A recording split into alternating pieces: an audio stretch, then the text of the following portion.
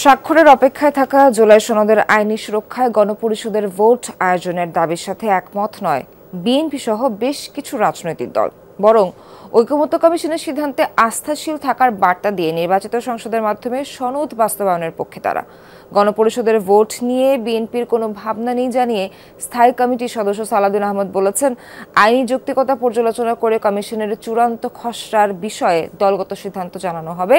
আর জমিয়তে উলামায়ে ইসলাম ও নাগরিক ঐক্যের শীর্ষ দুই নেতা মনে করেন, নির্বাচন বিলম্বিত করতেই নানা ইস্যু সামনে আনা হচ্ছে। আরিফিন শাকিলের প্রতিবেদনে বিস্তারিত।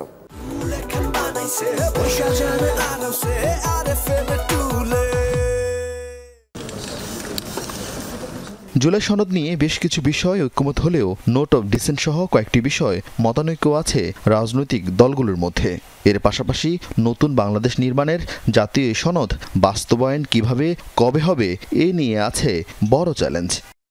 দলগুলোর কাছে পাঠানো খসড়ায় ঐক্যমত কমিশন বাস্তবায়নের প্রক্রিয়া হিসেবে বাস্তবায়নযোগ্য সুপারিশ নির্বাচনের আগেই শেষ করার প্রস্তাব দিয়েছে। সনদের কোনো বিধান নিয়ে কোনো আদালতে প্রশ্ন তোলা যাবে না।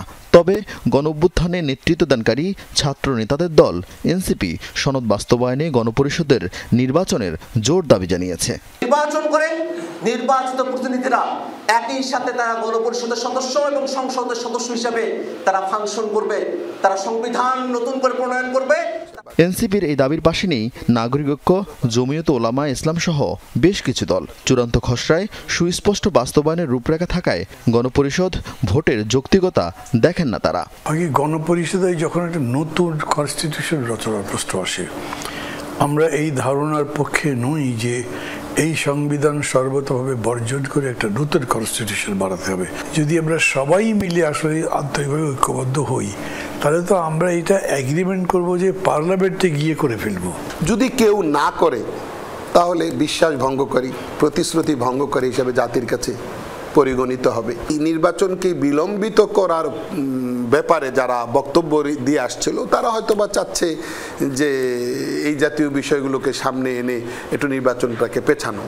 অন্তর্বর্তীকালীন সরকারের শুরু থেকেই ৩১ দফার আলোকে সংস্কার প্রস্তাব ও বাস্তবায়নের ধারণা দিয়ে আসছে বিএনপি। দলটি মনে করে ফ্যাসিবাদ ঠেকাতে নতুন সংবিধানের চাইতে সংশোধন জরুরি। সনদ বাস্তবায়নে গণপরিষদের ভোটের কোনো প্রয়োজন নেই বলে মনে করেন তারা। সেটার আইনি দিক বিবেচনা করা হবে, যুক্তিসঙ্গত কোনো কারণ থাকলে সেটা তখন দেখা হবে। এখনই এই বিষয়ে মন্তব্য করতে চাই না। সংশোধনীগুলো বা ঐক্যমত্যে যেগুলো পৌঁছেছে সংবিধান সংক্রান্ত বা অন্যান্য বিষয়গুলো কিভাবে আইনি ভিত্তি দেওয়া যায় সেই বিষয়ে সুপ্রিম কোর্টের পরামর্শ নিতে পারে।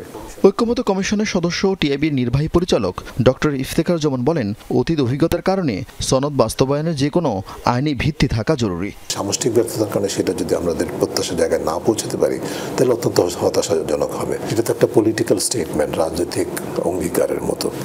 সেটার যে বাস্তবায়নের জন্য একটা আইনগত বাধ্যবাধকতা, সেটা নিয়ে কাজ চলছে। এটা যদি আমরা এই প্রশ্ন যদি সুরাহা করতে পারি, তাহলে এটা একটা আইনগত ভিত্তি এবং শক্তি পাবে। দেশে ৫১টি নিবন্ধিত রাজনৈতিক দল থাকলেও ঐক্যমত কমিশনের সংলাপে অংশ নেয় ৩২টি। তাই দেশের রাজনৈতিক বাস্তবতায় আগামীতে এই জুলাই সনদ কতটা গুরুত্ব ধরে রাখতে পারবে এ নিয়ে সন্দিহান রাজনৈতিক বিশ্লেষকরা। আরিফিন শাকিল, যমুনা নিউজ, ঢাকা।